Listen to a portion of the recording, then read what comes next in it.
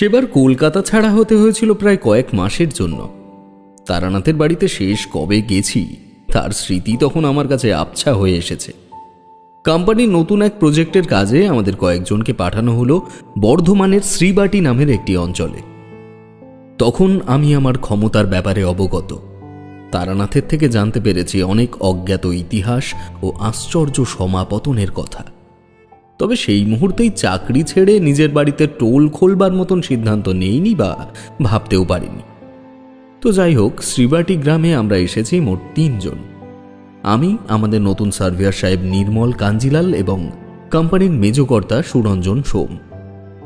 আমাদের কাজ বিশেষ কিছু নেই এখানে, কেবল এই শ্রীবাটি গ্রামের উত্তরে এক বিশাল জঙ্গলাকীর্ণ জায়গা সহ একটি দুর্দশাগ্রস্ত নীলকুঠি বিক্রি হবে এই প্রস্তাব পেয়ে এখানে ছুটে আসা। আমার কোম্পানি এখন প্রসারীকরণের কাজে তৎপর হয়ে পড়েছে ভীষণভাবে। যেখানেই সস্তায় জমি বিক্রয়ের বিজ্ঞাপন দেখতে পায় সেখানেই আমাদেরকে পাঠিয়ে দেয় পরিবেশ, মাটি ও মালপত্র সরবরাহের ব্যবস্থা খুঁটিয়ে পর্যবেক্ষণ করবার জন্য। এই ঘটনা সিমডেগার ওই পাসাংমারার গানের কাহিনীর অনেক পরের। যাই হোক, এবার মূল কাহিনীতে আসি। আমাদের 3 জনের থাকবার ব্যবস্থা হয়েছে শ্রীবাটি গ্রামের অনেক পুরনো জমিদার দুর্গারঞ্জন মুখার্জি বাবুর বাড়িতে। তিনি যদিও এখন আর বেঁচে নেই, তবে দলিলপত্র বুঝিয়ে দেওয়ার তাগিদে তার ছোট ছেলে আমাদের আগমনের পত্র পেয়ে আগের থেকেই চাকরির থেকে সপ্তাহখানেকের ছুটি নিয়ে তার পৈতৃক ভিটেতে এসে উঠেছেন। এবং শুধু তাই নয়, যাবার দিন আমাদের ট্রেন নির্দিষ্ট স্টেশনে ঢোকবার পূর্বেই গরুর গাড়ি সহ আমাদের অভ্যর্থনা জানানোর জন্য তিনি সেখানেই উপস্থিত ছিলেন। কুশল বিনিময়ের পর আমরা প্রত্যেকে গাড়িতে চেপে বসলাম। মনিবের সংকেত পেয়ে গারোয়ান চাকা গড়ালো জমিদার বাড়ির উদ্দেশ্যে। প্রয়াত জমিদারের ছোট ছেলের নাম নিকুঞ্জ মুখার্জি। হাসি খুশি মিশুকে প্রকৃতির মানুষ। সার্ভেয়ার সাহেব নিজের 2 হাতের তালু ঘষে গরম করছে দেখে তিনি বললেন,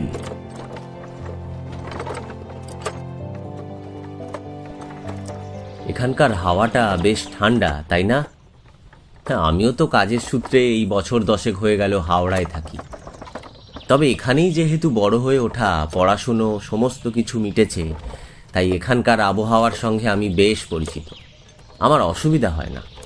ও ভালো কথা, যেটা জিজ্ঞেস করার ছিল, আপনাদের নিশ্চয়ই এখানে কয়েকদিন থাকবার প্রয়োজন হবে। সার্ভেয়ার সাহেব বললেন, হ্যাঁ, তা তো 2-3 দিন থাকতেই হবে। কেন, কোম্পানি জানায়নি আপনাকে এ ব্যাপারে? না, জানিয়েছে, অবশ্যই জানিয়েছে। কিন্তু দুঃখের বিষয় হলো আমার কাজের জায়গা থেকে জরুরি তার এসেছে যে আমাকে কাল অফিসে যেতেই হবে। 1 সপ্তাহের ছুটি মঞ্জুর করিয়েছিলাম, কিন্তু বিধিবাম আমি বাড়ির কেয়ারটেকার মোহনলালকে সব বুঝিয়ে দিয়েছি। ওই আপনাদের সমস্তটা ঘুরে দেখাবে, কেমন? আর আপনাদের সমস্তটা পছন্দ হলে দলিলপত্রের ব্যাপারটা আমি যত তাড়াতাড়ি হোক এখানে এসে বা আপনাদের কলকাতার অফিসে গিয়ে মিটিয়ে নেব। খবর তো ঠিক পেয়েই যাব, কি বলেন? মেজকর্তা বললেন, আপনার কোনো চিন্তা নেই, আমি কোম্পানির মেজকর্তা শ্রী সুরঞ্জন সোম। আরে জানি জানি, আপনাদের প্রত্যেকের নাম আমি জানি। তদারকি আবেদনের পত্রে আপনাদের 3 জনের নাম ও পদ লেখা ছিল। মেজকর্তা হয়তো একটু গাম্ভীর্যের সাথে নিজের পরিচয়টুকু দিতে চেয়েছিলেন, কিন্তু এই ভদ্রলোক খুব মামুলিভাবে এই বিষয়টিকে বর্ণনা করে সে পরিকল্পনায় জল ঢেলে দিল। সার্ভেয়ার সাহেব আমার দিকে তাকিয়ে একটা গুপ্ত চাপা হাসি দিয়ে অন্যদিকে তাকালেন। আমিও ব্যাপারটি যত তাড়াতাড়ি সম্ভব মাথার থেকে ঝেড়ে ফেলার জন্যে দৃষ্টি ফেললাম রাস্তার দিকে। স্টেশন সংলগ্ন অঞ্চলে আমরা যতক্ষণ ছিলাম ততক্ষণ তবুও গুটি কয়েক লোকজন দেখা যাচ্ছিল এদিকে ওদিকে। আমাদের গরুর গাড়ি যত এগিয়ে চলেছে গন্তব্যের উদ্দেশ্যে, ততই যেন বাইরের পরিবেশ ধীরে ধীরে প্রকৃতি নির্ভর হয়ে পড়ছে। ছাড়া ছাড়া মাটির তৈরি বাড়িঘর, সামনে গোবর ছড়া দিয়ে নিকিয়ে রাখা মস্ত মস্ত উঠোন, এসবের ফাঁকে ফাঁকে 1-2 মুদি ও আনাজপাতির দোকান। তবে চলমান জীবনযাত্রার ছাপ থাকলেও রাস্তাঘাটে বা বাড়ির উঠোনে মানুষ দেখতে পাচ্ছি হাতে গোনা। দোকানদারেরা অলস নেত্রে আমাদের গাড়িটির দিকে চেয়ে রয়েছেন তো চেয়েই রয়েছেন। কেমন যেন একটা ছমছমে অবর্ণনীয় পরিবেশ সর্বত্র। বর্তমান সময়কালের সবচাইতে ক্ষতিগ্রস্ত অঞ্চলে আমরা যেন এসে পড়েছি বলে মনে হয়। ভূস্বামীর বাড়িতে পৌঁছানো পর্যন্ত আর বিশেষ কিছু কথা হলো না। চুনবালি খসা বিরাট 3 তলা বাড়িটির সামনে পৌঁছতেই একজন মধ্যবয়স্ক ভদ্রলোক ব্যস্ত হয়ে এসে আমাদের ব্যাগপত্র নামিয়ে নিলেন। মেজকর্তা চশমা কপালে তুলে অবাক চোখে বাড়ি এবং তার আশেপাশের পরিবেশ জরিপ করছেন।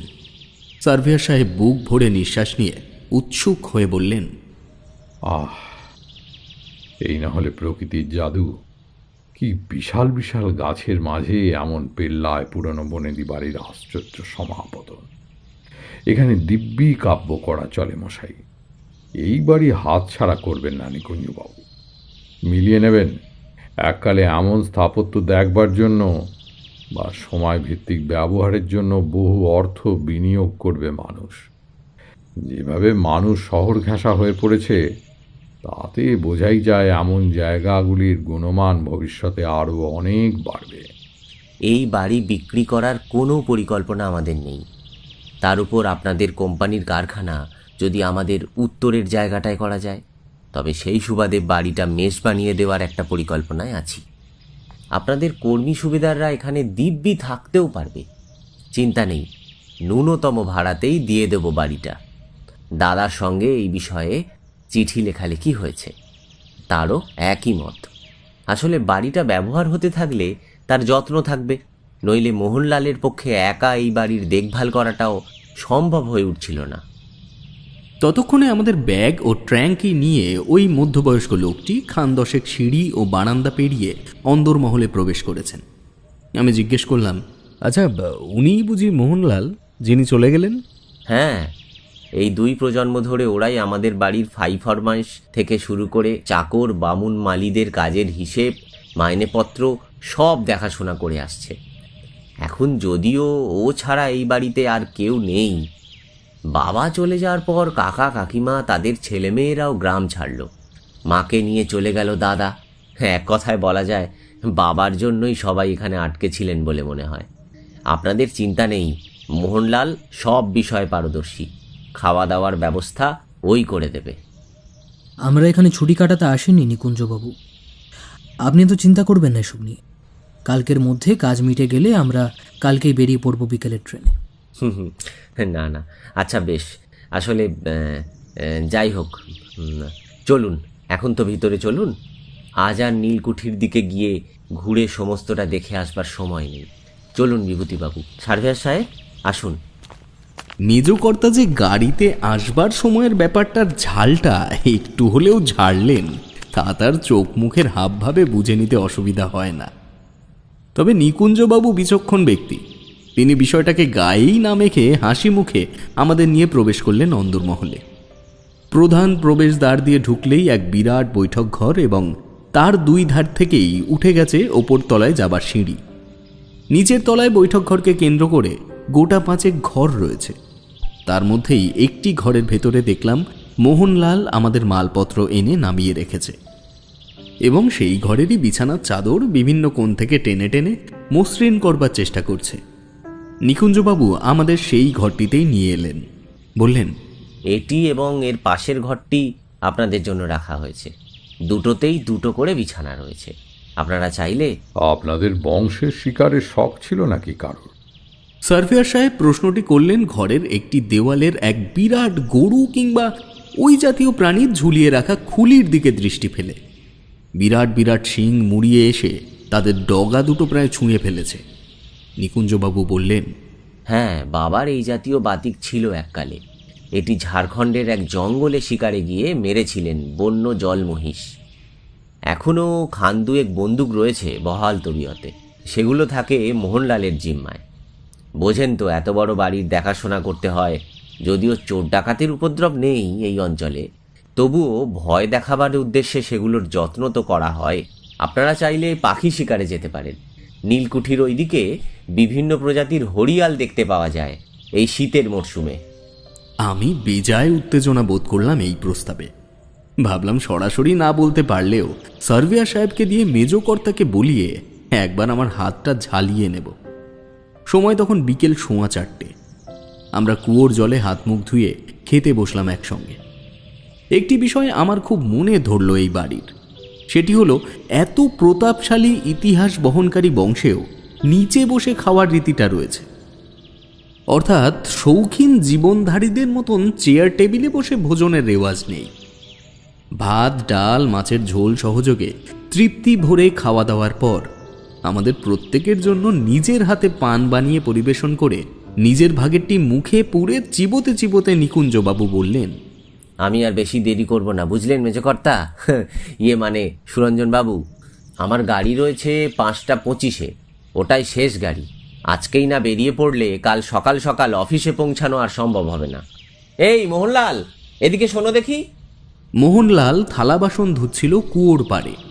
মনিবের ডাক শুনে গামছায় হাত মুছতে মুছতে এসে দাঁড়ালো। নিকুঞ্জবাবু উঠে দাঁড়িয়ে তার কাঁধে হাত রেখে বললেন, দেখো মোহনলাল, এনাদের রেখে যাচ্ছি আমি তোমার দায়িত্বে, কেমন? ওনারা যা যা যেভাবে চাইছেন সবটা ঘুরিয়ে দেখিয়ে দেবে কাল, কেমন? কোনো কিছুতে যেন ঘাটতি না থাকে।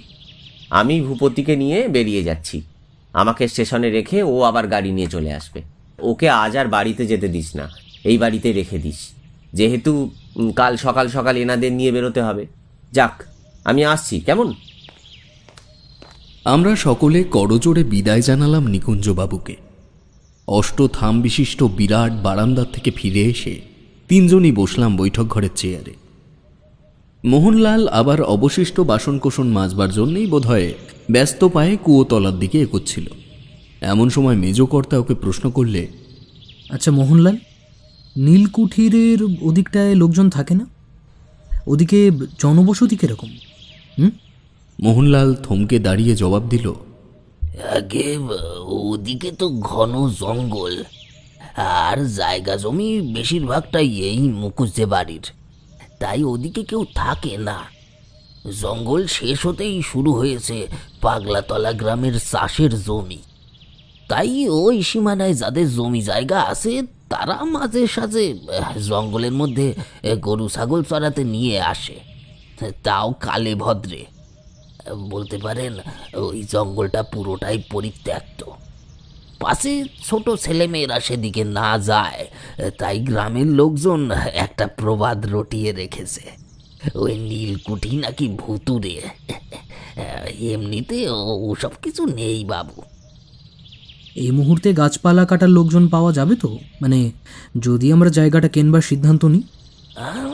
তা পাওয়া যাবে বাবু, কালকেই যদি প্রয়োজন হয় তাহলে হয়তো বেশি লোকজন পাবো না।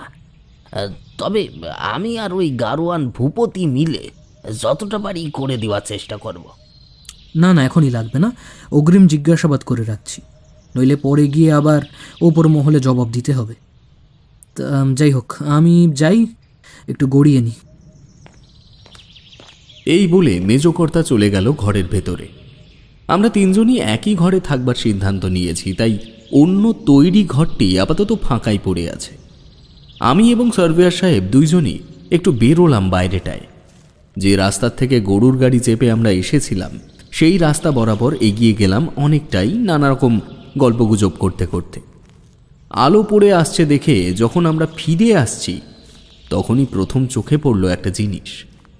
একটি রাস্তা নেমে গিয়েছে জমিদার বাড়ির প্রবেশের মুখের খানিক আগের থেকেই ডান দিক বরাবর, যেটা আসার সময়েও চোখে পড়েনি আমাদের কারোরই। দুজনেই একটু দাঁড়িয়ে পড়লাম সেখানে। সার্ভেয়ার সাহেব ভ্রুকুটি করে বললেন, এই রাস্তা আবার কোথায় গেছে? যাবে নাকি বিভূতি? হ্যাঁ চলুন একটু এগিয়ে দেখি, তাছাড়া বাড়ির কাছেই তো চলে এসেছি, সমস্যা নেই। আমরা এগোতে শুরু করলাম ওই পায়ে হাঁটা সুরকি বরাবর। রাস্তা আছে বটে, তবে তার মাঝে মাঝে গজিয়ে ওঠা কচি কচি ঘাসের চারা দেখলেই বোঝা যায় খুব একটা ব্যবহার করা হয় না এই পথ। আমাদের দুই পাশেই বাঁশঝাড় এবং কাণ্ডের গায়ে শ্যাওলা জমে যাওয়া আম কাঁঠালের ঘন জঙ্গল। জঙ্গলের ঘনত্ব সন্ধ্যা নামবার পূর্বেই আশেপাশের অঞ্চলটাকে নৈশ শীতলতায় ডুবিয়ে রেখেছে। ঝিঁঝিরা রাত হয়ে গেছে ভেবে আর্তনাদ করতে শুরু করেছে। আমরা এগিয়ে গেলাম প্রায় মিনিট 10 রাত পায়ে। পরক্ষণেই আমাদের দুজনেরই একত্রে চোখে পড়ল একটা বিরাট ইট পাথরের ধ্বংসাবশেষের ওপরে জেগে আছে খান চারেক দুর্বল ছাদ ধসে পড়া ঘর। এই রাস্তাটি ওই সম্মুখের স্তূপাকার ধ্বংসাবশেষের সামনে গিয়ে মিলিয়ে গিয়েছে। জায়গাটি জমিদার বাড়ির উত্তর দিকে, সুতরাং অনুমান করাই যায় এটি সেই নীলকুঠি। সার্ভেয়ার সাহেব বললেন, সন্দেহ নেই এটাই নীলকুঠি। কি অপূর্ব রহস্যময় রূপ নিয়েছে দেখতে পাচ্ছ বিভূতি। সাজানো পরিপাটি বাড়িঘরের যেমন একটা সুদৃশ্যবান সৌন্দর্য আছে, ঠিক তেমনই অব্যবহৃত পরিত্যক্ত জায়গারও একটা ভয়ানক সৌন্দর্য রয়েছে। দিনের আলোয় জায়গাটিকে আরও চমৎকার লাগবে, এটা আমার বিশ্বাস। সুন্দর বা অসুন্দর যাই হোক না কেন, তা যে খানিকক্ষণে সার্ভেয়ার সাহেব।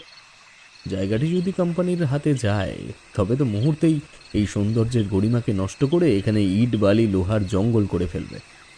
আমাদের কনস্ট্রাকশন দল কতটা তৎপর আপনি তো জানেন। তা তুমি মন্দ বলনি। চলো, সন্ধ্যা নামলো বলে আর এখানে দেরি করা ঠিক নয়। ওদিকে মেজকর্তা উঠে পড়ল কিনা কে জানে। চলুন ফিরি। বলেই আমি ঘুরতে যাব, এমন সময় একটা আশ্চর্য জিনিস চোখে পড়তেই আমি একটু থমকে গেলাম। যে 4টি ঘর কোনো মতে দাঁড়িয়ে রয়েছে স্তূপের ওপরে, তার মধ্যের একটি ঘরে মুহূর্তের জন্য যেন একটা নীল রঙের আলোক বিন্দু দেখতে পেলাম। কয়েক ভগ্নাংশের জন্য চোখের পলকে ঘটে গেল ঘটনাটা। তারপর আবার সব স্বাভাবিক। সার্ভেয়ার সাহেবের ডাকে প্রকৃতিস্থ হলাম। বিভূতি, আর দেরি করো না, চলো এবার ফিরি, সন্ধ্যা নেমে গেছে। আমি ঘরটির দিকে আর একবার জরিপ করে হাঁটতে শুরু করলাম। মাথার মধ্যে একটা বিষয় প্রশ্রয় পেল, হয়তো ভুল দেখেছি অথবা জোনাকির আলো আমার চোখে অন্ধকারের মধ্যে ধাঁধা দিয়েছে। জমিদার বাড়ি ফিরে এসে দেখলাম মেজকর্তা তখনও নাক ডাকিয়ে ঘুমোচ্ছেন। মোহনলালের সঙ্গে ভূপতি নামক গরুর গাড়ির চালক হাতে হাত লাগিয়ে দ্রুত রাতের খাবার তৈরি করে দিল। খেতে বসে প্রশ্ন করলাম, আচ্ছা মোহনলাল, এই বাড়ির থেকে বেরিয়ে বাদিকের থেকে যে রাস্তাটা নেমে গিয়েছে, ওই রাস্তা ধরে আমি এবং সার্ভেয়ার সাহেব আজকে গেছিলাম। যে ভাঙা বাড়িটার সামনে গিয়ে রাস্তা শেষ হয়েছে, ওটাই কি নীলকুঠি, তাই তো? আরে না না বাবু, ওটা তো বড় কর্তার বাবার, মানে আমাদের নিকুঞ্জ দাদা বাবুর দাদুর বাড়ি ছিল। জমিদার দুর্গারঞ্জন মুখার্জির বাবা এই বাড়িঘর তৈরি করার আগে ওই বাড়িতেই থাকতেন। বলতে পারেন ওটাই ছিল পুরনো জমিদার বাড়ি। এই বাড়ি পরে তৈরি করেছেন তার ছেলে, ওই দুর্গারঞ্জন মুখার্জি। তবে নিকুঞ্জবাবুর দাদু যখন মারা যায়, তখন আমাদের দুর্গারঞ্জন মুখার্জি অনেক ছোট। ওই বয়স ছিল ধরুন 7-8 বছর। আমার বাবাই কোলে পিঠে করে মানুষ করেছিল নিকুঞ্জ দাদা বাবুর বাবাকে। বাবার বয়সও তখন বেশি ছিল না, নিজের ভাইয়ের মতন আগলে রাখতেন দুর্গারঞ্জনকে। জমিদার দুর্গারঞ্জন আমার বাবাকে নিজের দাদার থেকে কম কিছু ভালোবাসতেন না। সেই সূত্রেই আমিও এই বাড়ি ছাড়তে পারিনি বাবু। তারপর জমিদার বাবু চলে যাওয়ার পর আমার বাবাও সেই শোকেই মারা যান। এখন সবাই কাজের সূত্রে যে যার দিকে বেরিয়ে গেছে, আমি একাই এখানে পড়ে আছি স্মৃতি আঁকলে। আপনারা ওই পথ ধরেই যাবেন নীলকুঠিতে, তবে সেটা আরও খানিকটা দূরে। নইলে গরুর গাড়ির আর কি প্রয়োজন ছিল বলুন? এই কথাটা আমারও যে মাথায় আসেনি তা নয়।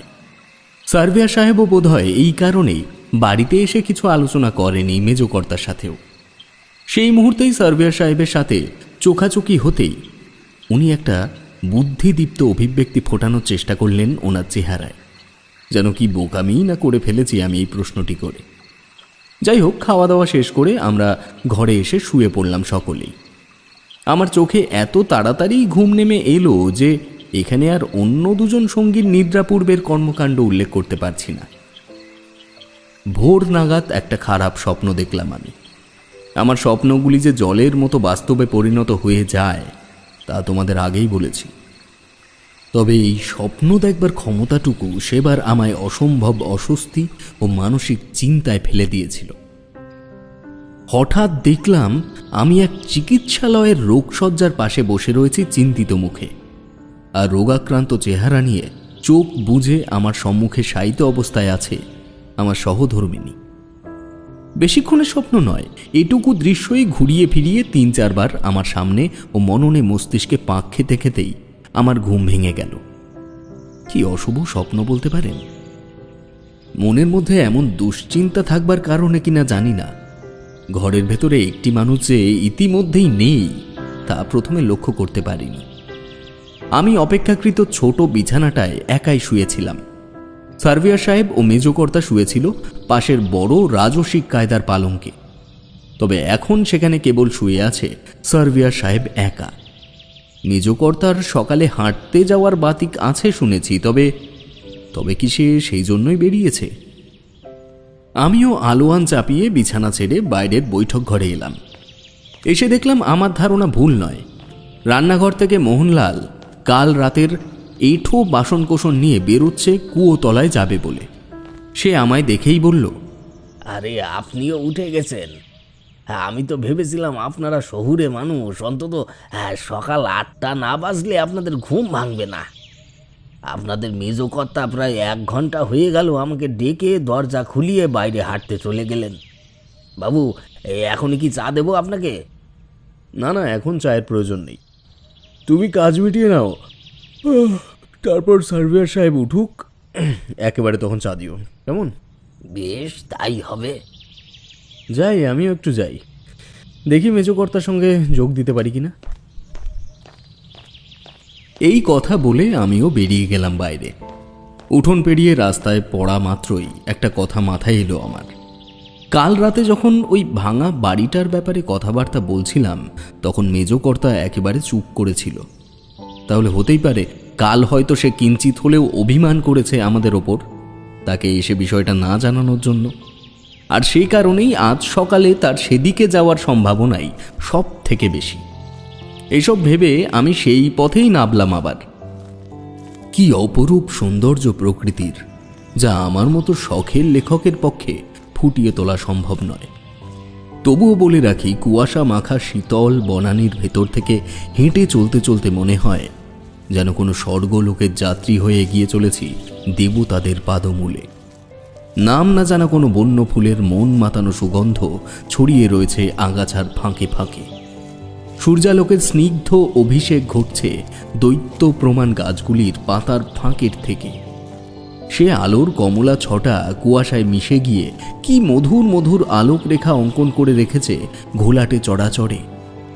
এমন পরিবেশে মানুষের মতন তুচ্ছ প্রাণীর যেন অনুপ্রবেশ বৈধ নয়। যাই হোক, এইসব দেখতে দেখতে এগিয়ে চলেছি সোজা রাস্তা ধরে। ধীরে ধীরে আবিষ্কার করলাম কুয়াশা মাখা সেই বিশাল ইমারতের মৃতদেহকে। তবে মেজকর্তাকে তখনও দেখতে পাইনি আমি। মনে হলো একবার ডাকবো কি। তারপর ভাবলাম ডাকাডাকিতে ফল না পেলে নিজেরই কেমন অপ্রস্তুত মনে হবে নিজের কাছে। এর থেকে নিছক ঘোরাঘুরির বাহানায় একটু চারিদিকটা দেখি, হঠাৎ দেখা হয়ে গেলে সেভাবেই অভিনয়টা করব। ইটের স্তূপের চারিদিকে 2 চক্কর দিয়ে যখন কাউকেই দেখতে পেলাম না, তখন সিদ্ধান্ত নিলাম কাল যে ঘরটিতে আলোক রশ্মিটি প্রত্যক্ষ করেছিলাম সেই ঘরটির থেকে একবার ঘুরে আসা যাক, তাতে নিজের মনের সংশয়টাও দূর হবে। কোনো রকমে পা টিপে টিপে আগলা ইটের ওপর থেকে উঠে এলাম ঘরের শরীর সম্মুখে। তারপর নির্দিষ্ট ঘরে মুখ গলানো মাত্রই দেখতে পেলাম মেজকর্তা উপুর হয়ে পড়ে আছে ঘরের ভেতরে জন্মে থাকা হাঁটু সমান আগাছার ভেতরে। আমি দ্রুত তার পাশে গিয়ে ঝুঁকে পড়ে ডাকলাম, এ কি মেজকর্তা? মেজকর্তা, কি হয়েছে আপনার? আপনি এখানে এভাবে পড়ে আছেন কেন মেজকর্তা? আমি দ্রুত তার পায়ের পাতা, হাত, গলা এগুলো পরীক্ষা করলাম, কারণ এমন জঙ্গলে ঘরের ভেতরে সাপ বা বিষাক্ত পোকামাকড় থাকাটা অসম্ভব নয়। হতে পারে তেমন কোনো দুর্ঘটনা ঘটে গেছে, কিন্তু না, তেমন কোনো চিহ্ন চোখে পড়ল না। আমি খানিকক্ষণ কিংকর্তব্য বিমূঢ় হয়ে বসে রইলাম ওখানে। মাথার ওপর থেকে একটা কাক কর্কশ স্বরে ডাকতে ডাকতে উড়ে গেল, বোধহয় আমাকে প্রকৃতিস্থ করবার জন্যে। এমন সময় কানে ভেসে এলো সার্ভেয়ার সাহেবের গলা। বিভূতি, মেজকর্তা, এদিকে আছো তোমরা? আমি হন্তদন্ত হয়ে বাইরে এসে বললাম, সার্ভেয়ার সাহেব, সার্ভেয়ার সাহেব, এদিকে এই ঘরে আসুন। এই মেজকর্তা এখানে অজ্ঞান হয়ে পড়ে রয়েছে। কি বলছো? তাই নাকি? কই দেখি। মেজকর্তা, মেজকর্তা, কি হয়েছে আপনার? বিভূতি, ধরো, দুজন মিলে ওনাকে এখনই বাড়িতে নিয়ে যেতে হবে। আমরা ধরাধরি করে মেজকর্তাকে বাড়িতে নিয়ে এলাম। মোহনলালকে সঙ্গে নিয়ে সার্ভেয়ার সাহেব চলে গেলেন সদর থেকে ডাক্তার আনতে, কিন্তু সে পর্যন্ত আর অপেক্ষা করতে হলো না মেজকর্তাকে। তার আগেই ওনার জ্ঞান ফিরে এলো। তবে প্রথমে চোখ খুলেই সে যেটি করল তা সত্যিই আশ্চর্যজনক। গায়ে চাপানো মোটা ওভারকোটের পকেট থেকে সে বের করল একটি ছোট্ট দেবী বিগ্রহ। মূর্তিটি ধাতব। দেবীর এক হাতে গদা এবং অন্য একটি হাতে একটা কাঁটা জিভের অংশ। শ্যাওলা ধরা মূর্তিটিকে ঘষে পরিষ্কার করা চিহ্ন রয়েছে। এতক্ষণে লক্ষ্য করলাম মেজকর্তার কোটের এক কোণায় চাক বেঁধে রয়েছে শ্যাওলার অংশবিশেষ। বিস্মিত হয়ে প্রশ্ন করলাম, এই মূর্তি আপনি কোথায় পেলেন মেজকর্তা? এটি কোন দেবীর মূর্তি? প্রশ্ন করা মাত্রই মেজকর্তা আমার দিকে ভ্রুকুটি করে চাইলেন। চোখের অভিব্যক্তিতে স্পষ্ট অসংলগ্ন ভাব। চেহারা দেখলে মনে হয় হঠাৎ যেন সে আমার পরিচয় হারিয়ে ফেলেছে, এমন সন্দিগ্ধ চাহনি তার। পরক্ষণেই আমার ধারণার সত্যতা প্রমাণ করল মেজকর্তার প্রশ্ন। উনি বললেন, কাজ শেষ করতে পারবে তো? এর আগে ওরা পারেনি, তোমরাও পারবে। দেখি দেখি কেমন করে জমি পেয়ে যাও। আমি অবাক হলাম বললে ভুল বলা হবে। কি বলছে এগুলো মেজকর্তা? খানিক সময়ে কি করব বা কি বলা উচিত বুঝতে না পেরে চুপ করে থাকার পর বললাম, মেজকর্তা, আপনি একটু বিশ্রাম নিন তো। আমার মনে হয় আপনার শরীরটা সুস্থ নেই এখন। মুহূর্তেই মেজকর্তা যেন স্বাভাবিক হয়ে এলেন। বললেন, আমারও তাই মনে হচ্ছে। হঠাৎ হঠাৎ কেন জানি না একটু শীতটা বেশি লাগছে আমার। তোমারও কি তেমন বোধ হচ্ছে? মেজকর্তার কথায় সায় দিলাম ঠিকই, তবে উনি তো জানেন না ওনাকে এই পর্যন্ত নিয়ে আসতে গিয়ে আমার ও সার্ভেয়ার সাহেবের অবস্থা কি প্রকার হয়েছে। ডিসেম্বর মাসের মাঝামাঝি সময়টায় শহরের দিকে তেমন ঠান্ডার পারদ না পড়লেও এখানে শীতটা বেশ ভালোই। তবে গতকালের শীত ও আজকের শীতের মধ্যে তেমন কোনো পার্থক্য কিন্তু আমার শরীর আন্দাজ করতে পারেনি। বিশেষ করে সেই মুহূর্তে তো একেবারেই না। মেজকর্তা একটা বালাপোষ টেনে নিয়ে নিজের আপাদ মস্তক চাপা দিয়ে একেবারে চুপ করে গেল। তারও মিনিট 20 পরে সার্ভেয়ার সাহেব ও মোহনলাল এলো সদর থেকে ডাক্তার নিয়ে। আমি ওনার জ্ঞান ফেরা থেকে শুরু করে তারপরের সমস্ত ঘটনা বর্ণনা করলাম ওনাদের সামনে।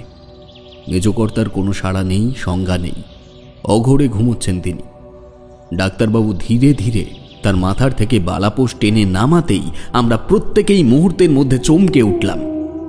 মেজকর্তা অমন পাথুরে চোখে যে না ঘুমিয়ে তাকিয়েই রয়েছেন, তা যেমন অপ্রত্যাশিত ঠিক তেমনই রোমাঞ্চকর। ডাক্তারবাবু এক ঝটকায় খানিক সোজা হয়েছিলেন, পরবর্তীতে কিঞ্চিত লজ্জিত হয়ে একটা অপ্রস্তুত হাসি ঠোঁটের কোণায় ফুটিয়ে তুলে আবার স্বাভাবিক হলেন। বললেন, আপনি আমায় বলুন, কোনো রকম অসুবিধা হলে? কোনো পোকামাকড় কামড়েছে কি? অথবা পড়ে গিয়ে কোনো রকম ইনজিউরি এসেছে কি? মেজকর্তার চেহারার কোনো পরিবর্তন নেই। দাঁত দুটো যেন লেগে গেছে বলে মনে হয়। বললাম, দাঁতের পাটি লেগে গিয়ে ফিট পড়ে গেল না তো? একটু দেখুন না। আমারও সেটাই মনে হচ্ছিল, একবার দেখুন তো। ডাক্তারবাবু তার ঠোঁট যুগল চোয়ালের দুই পাশের থেকে ফাঁক করে একবার দেখার চেষ্টা করতেই মেজকর্তার চোখের মনি অনির্দিষ্ট ঠিকানার থেকে সরে এসে ডাক্তারবাবুর দিকে স্থির হল। থমথমে গলায় বললেন, আমায় বিরক্ত করছেন কেন? এখন এখন এখান থেকে যান, আমায় একা থাকতে দিন।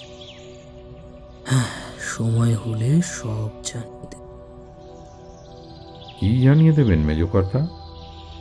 আপনার সকাল সকাল ওই জায়গায় যাওয়ার কি দরকার ছিল? একবার তো ডাকবেন আমাদের কাউকে, নাকি? বললাম তো চলে যান।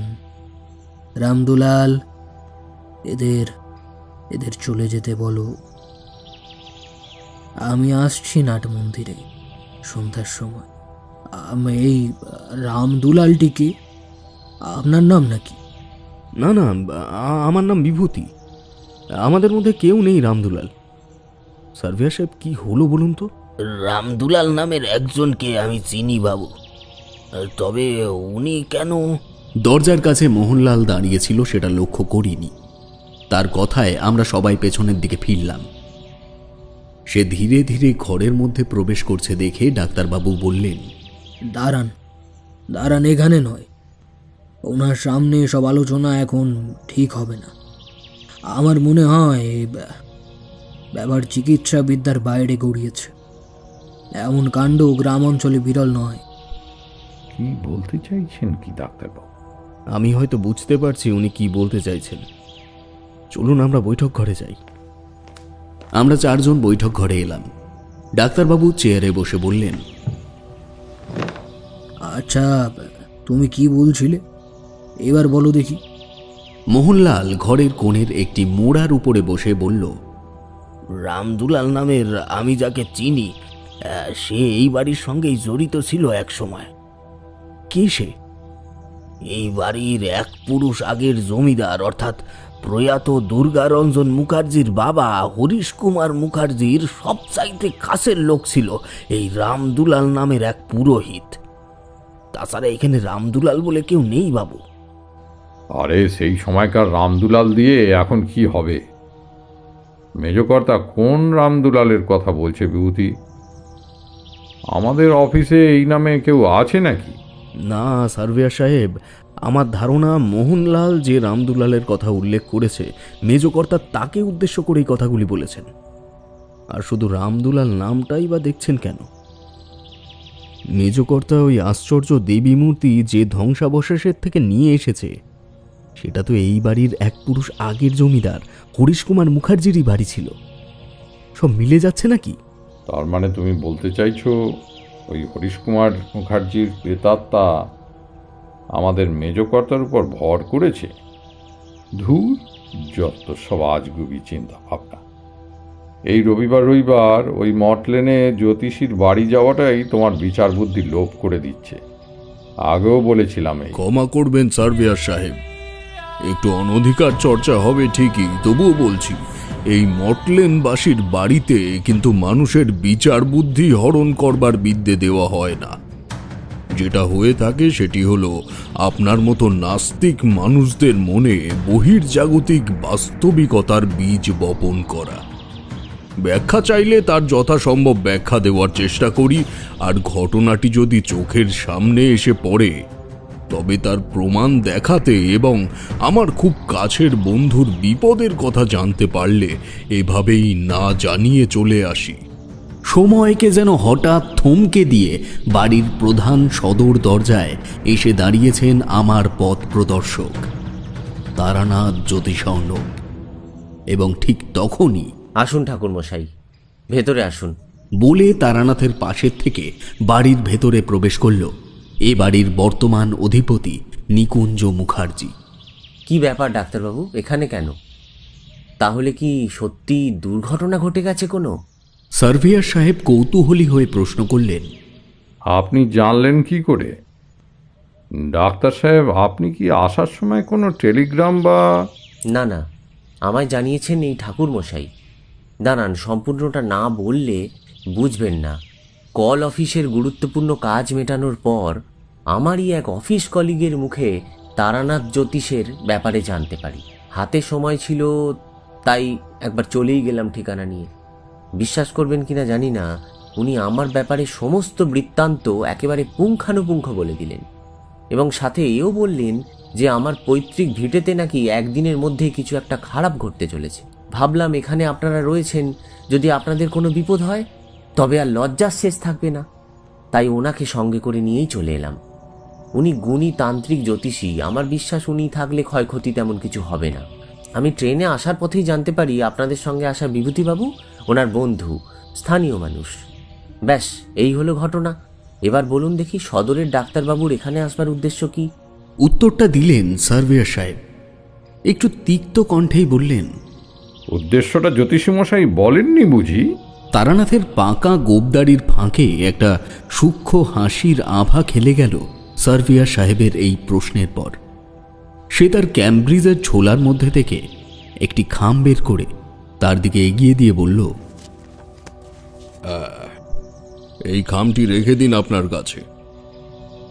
পরশু খুলে দেখবেন খামটি সকালবেলায়, তার আগে নয়। এখন বিভূতি, বলো দেখি কি হয়েছে এখানে। সার্ভেয়ার সাহেব খামটি অনিচ্ছাকৃতভাবে নিয়েই তার পকেটস্থ করলেন। আমি তারানাথের সামনে সকাল থেকে যা যা ঘটেছে সমস্তটা জানালাম। সব শুনে তারানাথ বলল, চলো দেখি মেজকর্তার ঘরে যাওয়া যাক। দেবী মূর্তিটি দেখলে বিষয়টি আন্দাজ করতে পারবো, যদিও তোমার মূর্তি বর্ণনায় যা অনুমান করতে পারছি তা মোটেও ভালো নয়। আমি হাতের ইশারায় তারানাথকে আমাদের ঘরটি দেখিয়ে দিলাম, যেখানে মেজকর্তা শুয়ে আছেন। সে সেদিকে এগিয়ে যেতে আমরাও তার পিছু নিলাম। তারানাথ ঘরের দরজার সামনে গিয়েই একবার থমকে দাঁড়ালো। মনে হলো কিছু একটা এমন প্রত্যক্ষ করেছে যা অজাগতিক। তারপর ধীরে ধীরে ঘরের ভেতরে এগিয়ে গিয়ে নিচু গলায় প্রশ্ন করল, মেজকর্তার নামের আদ্যক্ষর কি হ দিয়ে শুরু? আমি বললাম, না ঠাকুর মশাই, ওনার নাম সুরঞ্জন সোম। পদবী সোম? তবে বিশ্বামিত্র গোত্র দেখতে পাচ্ছি কেন? সে তো আমাদের গোত্র ঠাকুরমশাই, বললেন গৃহকর্তা নিকুঞ্জবাবু। তারানাথ স্থির দৃষ্টিতে তার দিকে তাকিয়ে বললে, বটেই, আপনারা ব্রাহ্মণ, আপনাদের হওয়াটাই স্বাভাবিক। আর মোহনলাল অর্থাৎ আপনার ভৃত্যের কথা অনুযায়ী আপনার এক পুরুষ আগের জমিদার অর্থাৎ আপনার ঠাকুরদার নামের আদ্যক্ষর হল হ, যার পুরো নাম হরিশ কুমার মুখার্জি। উনি মারা যাওয়ার পর সমস্ত উপাচার সম্পূর্ণ হয়েছিল কি? তা সঠিক জানি না ঠাকুরমশাই। তবে বাবার মুখে শুনেছিলাম অত্যাচারী ফিরিঙ্গিদের হাতে ঠাকুরদা মারা যান। আমাদের উত্তরের জঙ্গলটি দখল করে তারা বিশাল নীলকুঠি তৈরি করে জমিদারি উঠিয়ে দেওয়ার চেষ্টা করে। ঠাকুরদার তৎকালীন চেনা জানা থাকায় তেমনভাবে বিপরীত শক্তি চড়াও হতে না পারলেও ধীরে ধীরে কিছু একটা ষড়যন্ত্র বুনছিল। ক্রমে ঠাকুরদা বুঝতে পারলেন বল প্রয়োগে ফিরিঙ্গিদের সাথে তিনি পারবেন না, বরং তার বদলে এক নামজাদা কাপালিকের সাথে সুরাহার পথ জেনে এসে গোপনে শুরু করেন কোনো এক দেবীর আরাধনা। সে দেবীকে তুষ্ট করতে পারলে নাকি শত্রুপক্ষের নাশ নিশ্চিত ছিল। এই সমস্ত কাজে তাকে মদত দিত তারই কাছের পুরোহিত ও বন্ধু রামদুলাল। কিন্তু বলে না, ঘরের শত্রু বিভীষণ। আরাধনা ও সাধন কর্মের সুফল এলো ঠিকই, তবে ওই রামদুলাল কোনো ক্রমে ফিরিঙ্গিদের গুপ্তভাবে সবটা জানিয়ে দিয়েছিল। তাদের যোগাযোগ মাধ্যম যেহেতু অনেক দূর পর্যন্ত বিস্তৃত ছিল, তাই সবকিছু ফিরে পাওয়ার পরেও একদিন ভোরবেলায় বাগানে পায়চারি করবার সময় ঠাকুরদা শূলবিদ্ধ হলেন। যদিও রামদুলালের এই পাপক্রিয়ার আন্দাজ ঠাকুরদা আগেই করতে পেরেছিলেন। আমরা সকলে স্তম্ভিত সে সময়।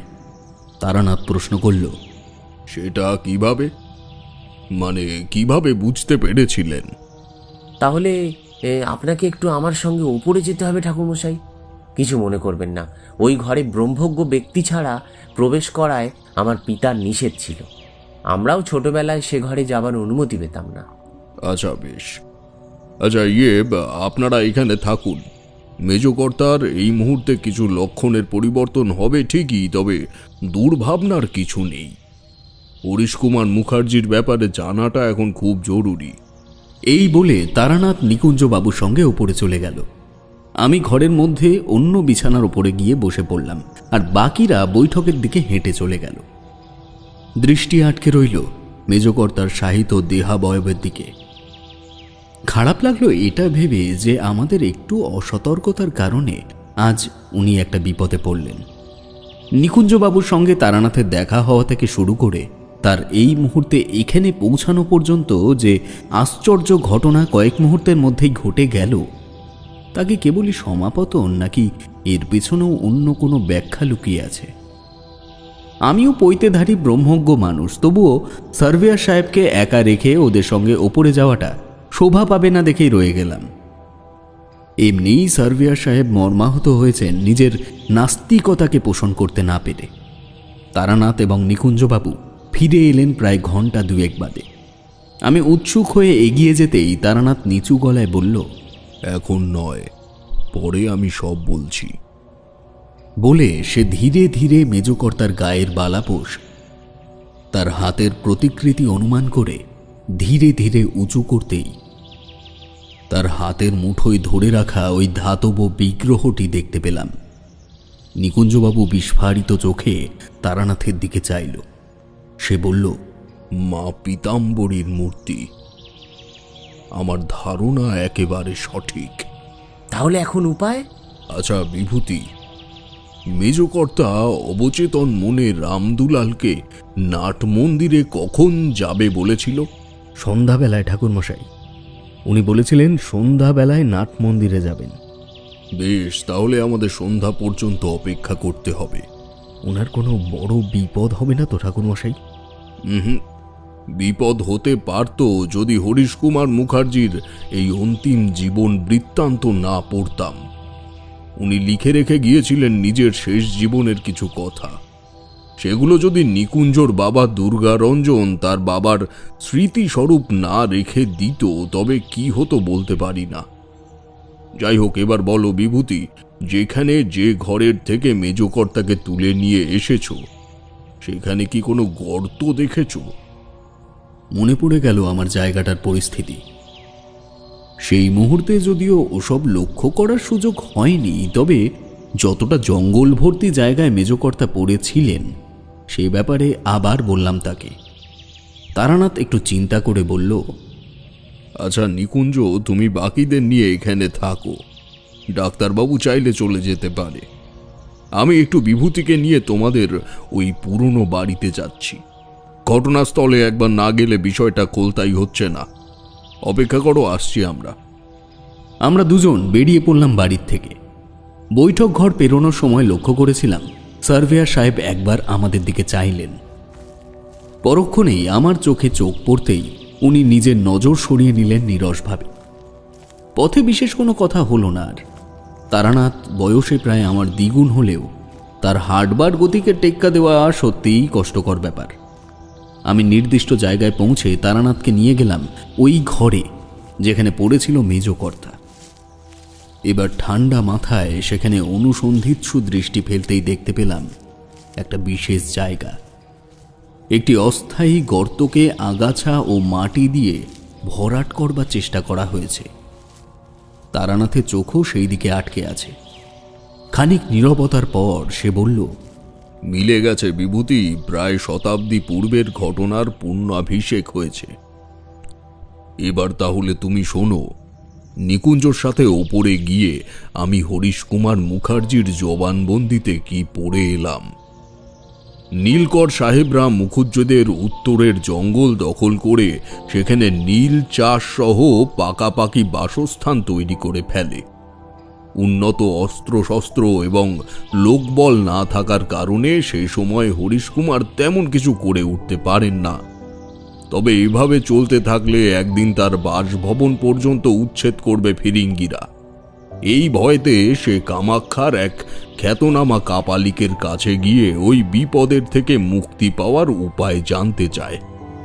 ওই কাপালিক একটি দুর্লভ ধাতুর মা পীতাম্বরী দেবীর মূর্তি হরিশ কুমারকে দিয়ে বলে তার শয্যাগৃহের মেঝে খনন করে সেই মূর্তিটিকে পুঁতে রাখতে মাটির তলায়, এবং এই প্রতিশ্রুতিও দেয় যদি এক মনে দেবীর আশীর্বাদ আরাধনা সে করতে পারে টানা 5 দিন নির্জলা উপোস করে, তবে দেবী তাকে সমস্ত বিপদের হাত থেকে রক্ষা করবেন। হরিশ কুমার সেখান থেকে মূর্তি নিয়ে ফিরে এসে বাড়িতে যথাস্থানে সেটি পুঁতে দিলেন এবং 5 দিন ব্যাপী অতি কষ্টে গুরুর আদেশ পূর্ণ করা মাত্রই শোনা গেল নীলকর ফিরিঙ্গিদের ভেতরে অন্তর্বর্তী কিছু মর্মান্তিক অশান্তির জন্য তারা উত্তরের জঙ্গলের ওই এলাকা ছেড়ে চলে যাওয়ার সিদ্ধান্ত নিয়েছে। অবশেষে হলোও তাই। দিন দুয়েকের মধ্যে ওই এলাকা ফাঁকা হয়ে গেল এবং হরিশ কুমার গিয়ে পুনরায় নিজের স্থাবর সীমানা বেঁধে ফেললেন কাটা তার দিয়ে। তবে রামদুলাল নামের তার প্রিয় বন্ধু এসব সবই জানত। তাকে হরিশ কুমার কিছু গোপন করেনি। সে ফিরিঙ্গিদের আগের থেকেই জানিয়েছিল সব ব্যাপারে চোরাইভাবে, তবে তারা এসব বিশ্বাস করেনি। পরবর্তীতে যখন তারা বুঝতে পারে রামদুলালের কথায় ভুল নেই, হতে পারে সে কারণেই তাদের ছত্রভঙ্গ হয়েছে, তখন তাদের মধ্যে কজন এসে এক সন্ধ্যায় এই বাড়ির নাট মন্দিরের বারান্দায় হরিশ কুমারকে পেছন থেকে হত্যা করে। এটুকু বলে তারানাথ থামল। আমি স্তম্ভিত হয়ে সবটা শুনলাম। তারপর প্রশ্ন করলাম, তাহলে রামদুলালের কি হলো? হ্যাঁ, আমি জানতাম এই প্রশ্ন তুমি করবে। হরিশ কুমার মুকুজ্জে লিখেছিলেন তার নীলকরদের থেকে মুক্তি পাওয়া পর্যন্ত কাহিনী। তারপর আর কিন্তু তিনি দুয়ার ধরেননি। তারপরের থেকে লিখেছে তার একমাত্র ছেলে দুর্গারঞ্জন মুখার্জি, অর্থাৎ নিকুঞ্জর বাবা। তিনি লিখেছেন তারপর দীনবন্ধু মা পীতাম্বরীর অভিশাপে পঙ্গু হয়ে বাকি জীবনটুকু ছিলেন, তবে বেশি দিন বাঁচেননি। বেঈমানির শাস্তি তো শুধু মৃত্যু হতে পারে না বিভূতি। বেঈমানি করলে আগে যন্ত্রণা পেতেই হবে। তবে আপনি যে বললেন পুরনো কাহিনীর প্রত্যাবর্তন হয়েছে, তা কেন? হ্যাঁ, প্রত্যাবর্তনই বটে। কারণ গোড়ারা হরিশ কুমারকে খুন করে তার দেহ নিয়ে চলে যায় বাড়ির থেকে। তখন দুর্গারঞ্জন অনেক ছোট। আতঙ্কে জমিদার বাড়ির সকলেই চম্পট দেয় অন্যত্র, পাছে তাদের বংশ প্রদীপের উপরে কোনো আঁচ না আসে। তাই শাস্ত্র মতে অনেক পরে শ্রাদ্ধ শান্তি করলেও তা পূর্ণতা পায়নি। অপঘাতে মৃত হরিশ কুমার মুখার্জি শান্তি পায়নি। কিন্তু এতদিন পর তাকে মুক্তি দেওয়ার পথ কোথাও না কোথাও খুলে দিয়েছে নিকুঞ্জ নিজেই। অবাক হয়ে প্রশ্ন করলাম, নিকুঞ্জবাবু? সে কি করে কি করল? আর তার সঙ্গে মেজকর্তার সম্পর্কই বা কি? সম্পর্ক একটাই বিভূতি। কাল তোমাদের স্টেশনে আনতে যাওয়ার সময় নিকুঞ্জ তার গাড়ির চালক ভূপতিকে তামাশার ছলে বলে যে তোমরা আসছো তাদের পুরনো বাড়ি, অর্থাৎ এই বাড়ির ভেতরকার জমি খনন করে গুপ্ত ধন উদ্ধার করতে, এবং বোকা গাড়োয়ান সে কথা বিশ্বাস করে ফেলে।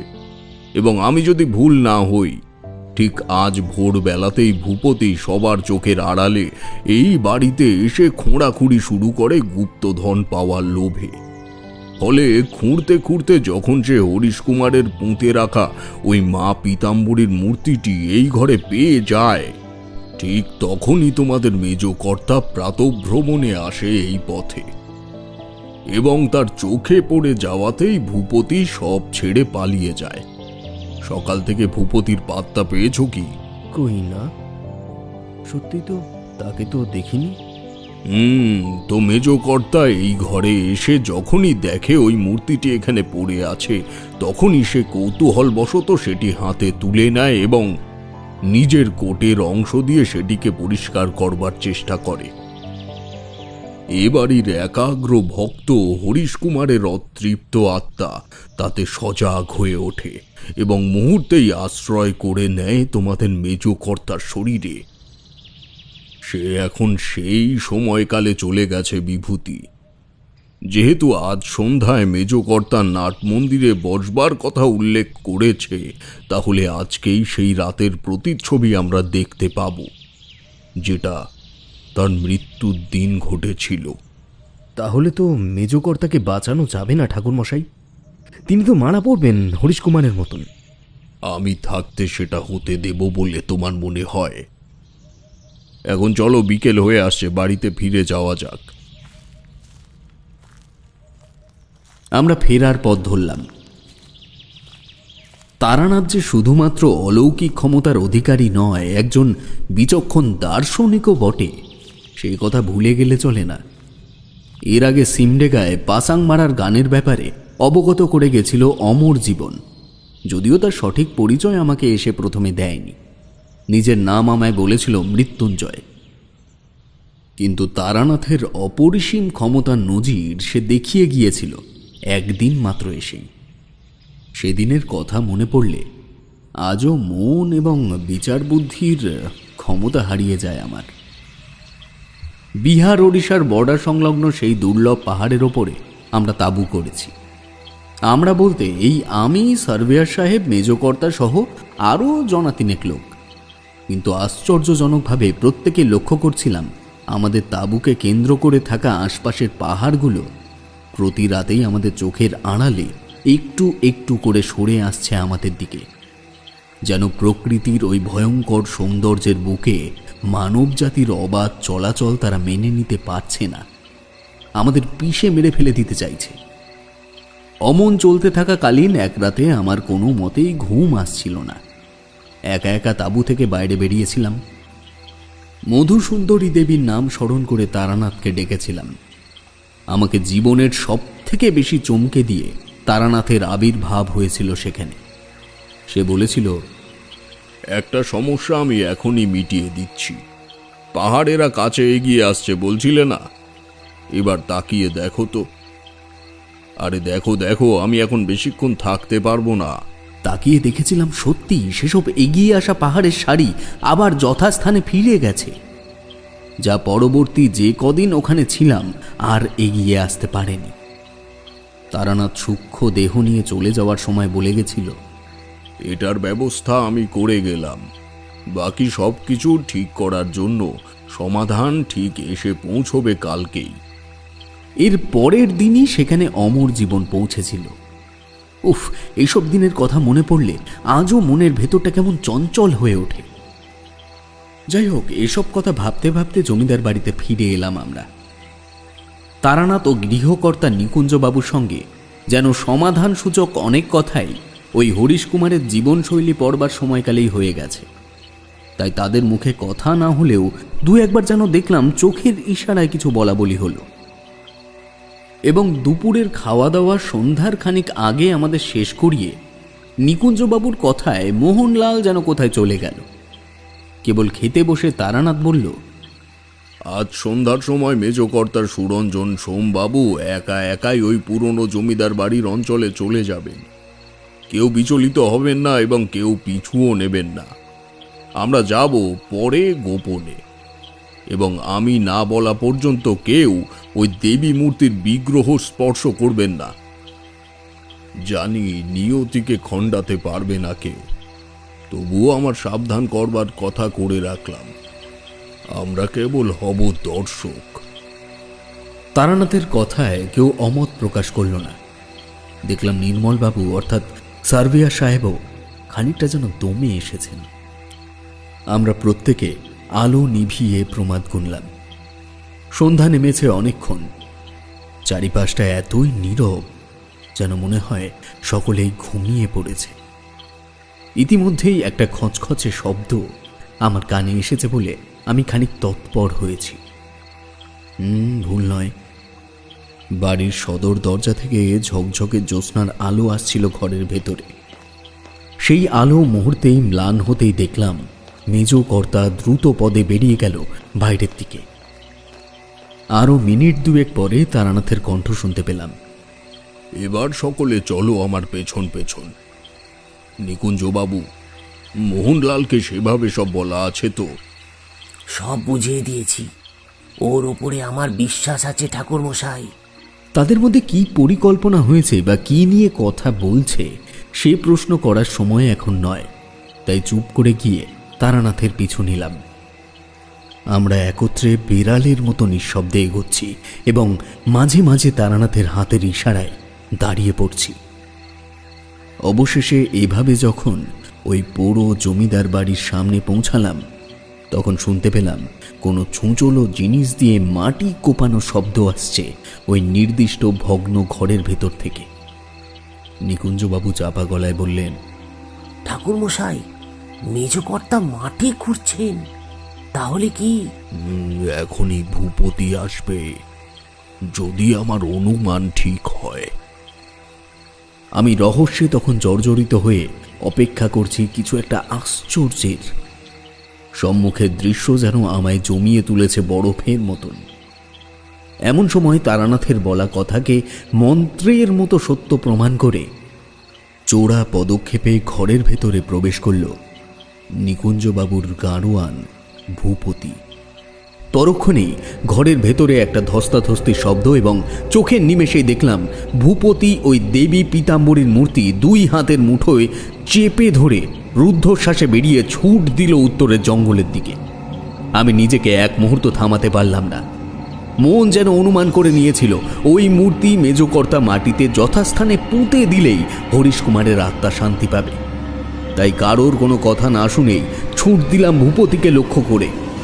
একবার পেছন থেকে তারানাথের বিভূতি, যেও না বিভূতি শুনতে পেয়েছিলাম, কিন্তু তখন আমার অদম্য মন যেন ঠিক করে ফেলেছে গন্তব্যের ঠিকানা। রূপলি জ্যোৎস্না আমায় বন্ধুর মতো সাহায্য করছে ভূপতিকে লক্ষ্য করে ছুটতে। তবে চোরের দৌড়ের সঙ্গে পেরে ওঠা সত্যিই কঠিন কাজ। অবশেষে তার নাগাল পেলাম যখন একটি বড় দৈত্য প্রমাণ গাছের কাণ্ডে সে ধাক্কা খেয়ে পড়ে গেল মাটির ওপরে। তার হাতের থেকে দেবী মূর্তি ছিটকে চলে গেল খানিকটা দূরে। আমি প্রথমেই সেটি হাতে তুলে নিয়ে স্বস্তির নিঃশ্বাস নিতেই অদূরে সমবেত পায়ের শব্দ শুনতে পেলাম, যেগুলি ছুটে আসছে আমারই দিকে। খানিকক্ষণের মধ্যেই বুঝতে পারলাম তারানাথ সহ বাকিরা এসে দাঁড়িয়েছে সম্মুখে। ভূপতি চরম চোটগ্রস্ত হয়ে উঠবার ক্ষমতা হারিয়েছে। তবে এই সময় ঘটে গেল একটা অপার্থিব ঘটনা। আমার হাতে ধরা ধাতব দেবী মূর্তির থেকে মন্থর গতিতে বের হতে থাকলো নীল রেণুকা সমৃদ্ধ আলোক তরঙ্গ। অর্থাৎ তারানাথের কথা অনুযায়ী এই আলোক তরঙ্গ তখনই সৃষ্টি হয় যখন অত্য অঞ্চলে কোনো প্রকার শুভ শক্তির সঞ্চার হয়। এই আলোর ছটা গিয়ে পড়েছে তারানাথের রহস্যময় মুখের ওপরে। আমি নিশ্চিত এই অপার্থিব লীলা আমি এবং সে ছাড়া অন্য কেউ দেখতে পারছে না। তারানাথ বলল, এখনই ওই ভগ্ন বাড়িতে ফিরে চলো। এই মূর্তি মেজকর্তার হাতে ফিরিয়ে দাও। ওখানেই শেষ করতে হবে এই অভিশাপের ঘেরাটো। আর তোমায় বললাম যে কিছুতেই ওই মূর্তি হাতে ধরা নিষেধ, বারণ শুনলে না। যাই হোক, তাড়াতাড়ি চলো। এই নিষেধ না শোনায় কি হয়েছিল তা পরে বলছি। ফিরে এসে তারানাথের কথা মতো মা পীতাম্বরীর মূর্তি মেজকর্তার হাতে দিতেই তিনি ক্লান্ত হাতে খুঁড়ে রাখা গহ্বরের মধ্যে মূর্তি রেখে দিয়ে সেটি মাটি চাপা দিয়ে দিলেন। সেই মুহূর্তেই পাশের কোনো এক বৃক্ষের শাখা প্রশাখা আন্দোলিত করে হাওয়ার সঙ্গে মিশে গেল একটি তৃপ্ত নারী কণ্ঠের হাসি।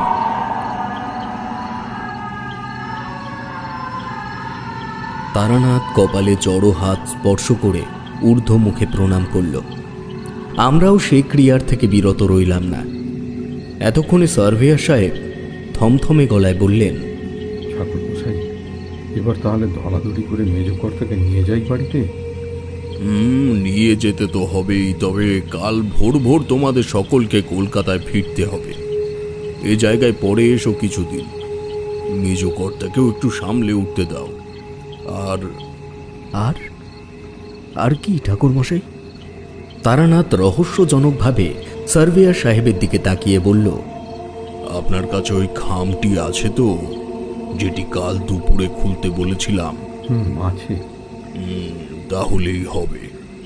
এবার চলুন। সেই রাত আমরা জমিদার বাড়িতে কোনো রকমে কাটিয়ে ফিরে এলাম কলকাতায় ভোরের ট্রেন ধরে। তারানাথ ফিরল না, স্টেশনে এসে বলল, তোমরা যাও, আমার এক ভক্তের কথা খুবই মনে পড়ছে। এখন আর সচরাচর বেরোনো হয় না, যাই একটু ঘুরেই আসি। জোর করলাম না তাকে। কলকাতায় ফিরে এসে আমিও একটু ব্যস্ত হয়ে পড়লাম একটা অপ্রত্যাশিত দুর্ভোগে। স্ত্রী পেটে জটিল রোগ নিয়ে হাসপাতালে ভর্তি হয়েছে, বাড়ি আসা মাত্রই খবর পেলাম। বাবা ছুটে এসেছেন গ্রামের বাড়ির থেকে।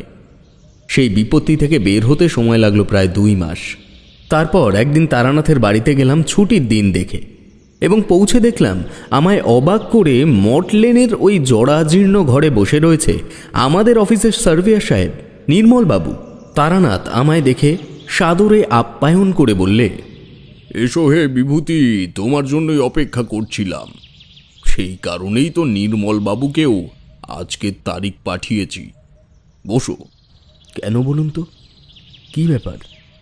আরে বসো বসো নির্মল বাবু, এবার আপনি খামটি বের করে পড়ুন। নির্মলবাবু পকেট থেকে খাম বের করতেই মনে পড়ে গেল সেই ঘটনার কথা। উনি খামের ভেতর থেকে একটা চিরকুট বের করে পড়তে শুরু করলেন। মাঘ মাসের 15 তারিখ আপনি আমার বাড়িতে আসবেন এবং না আসা পর্যন্ত এই পত্রের ব্যাপারে কাউকে কিছু জানাবেন না। বিভূতি ওই পীতাম্বরী দেবীর বিগ্রহ আমার বারণ থাকা সত্ত্বেও স্পর্শ করবে, এবং সেই কারণেই তার স্ত্রী পড়বে এক চরম অসুখে। সে অসুখ সহজে সারবার নয়। অবশেষে উক্ত দিনে আপনারা একত্রিত হলে বাকিটা জানাব। চরম শীতের শীতলতাকে নিমেষে উড়িয়ে দিয়ে উত্তেজনার পারদ চড়তে থাকলো নিমেষেই। আজই মাঘ মাসের 15 তারিখ, এবং এই কথা তারানাথ জানিয়ে দিয়েছিল আজ থেকে অনেক দিন আগে, যেদিন সে নিকুঞ্জবাবুর বাড়িতে গিয়েছিল।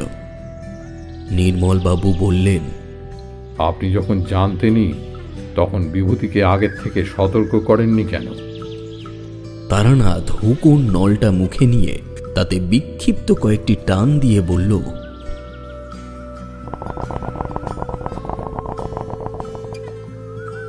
এটাকে 2 রকম ভাবে নিতে পারো বিভূতি।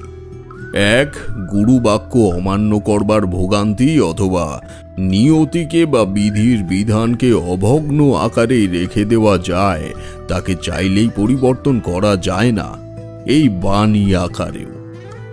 অদৃষ্টের লিখন বদলানো কি তোমার আমার মতন সাধারণ মানুষের পক্ষে সম্ভব? আমরা কেবল সতর্ক করতে পারি। কি বুঝলে?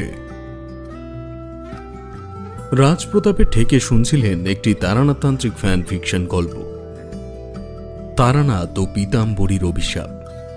গল্পের লেখক, কথক ও তারানাথতান্ত্রিকের চরিত্রে আমি রাজপ্রতাপ বসু। অন্যান্য চরিত্রে সন্তু এবং রাজপ্রতাপের ঠেকের অন্যান্য কলা কুশলীরা। গল্পের শব্দ সংযোজন ও আবহে টিম রাজপ্রতাপের ঠেক। পোস্টার ডিজাইনে দাস স্টুডিও। গল্পটি কেমন লাগলো তা জানাতে ভুলবেন না আপনাদের মূল্যবান কমেন্টের মাধ্যমে। এই জাতীয় গল্প আরও শুনতে হলে আমাদের কমেন্টের মাধ্যমে আপনাদের উৎসাহ প্রকাশ করুন। গল্পটি যদি খুব ভালো লেগে থাকে তাহলে অবশ্যই আপনাদের পরিচিত মহলে গল্পটিকে শেয়ার করে আমাদের রাজপ্রতাপের ঠেক চ্যানেলটির পরিবার সদস্য হয়ে যাওয়ার সুযোগ করে দিন। তারানাথ তান্ত্রিক চরিত্রের আসল স্রষ্টা শ্রী বিভূতিভূষণ বন্দ্যোপাধ্যায় এবং তারপর তার সুযোগ্য পুত্র শ্রী তারাদাস বন্দ্যোপাধ্যায়ের চরণে বিনম্র শ্রদ্ধা ও প্রণাম জানিয়ে আজকের এই নিবেদন আমরা শেষ করছি। ফিরব খুব দ্রুত পরবর্তী গল্প নিয়ে। ততদিন সুস্থ থাকুন, সঙ্গে থাকুন। ধন্যবাদ।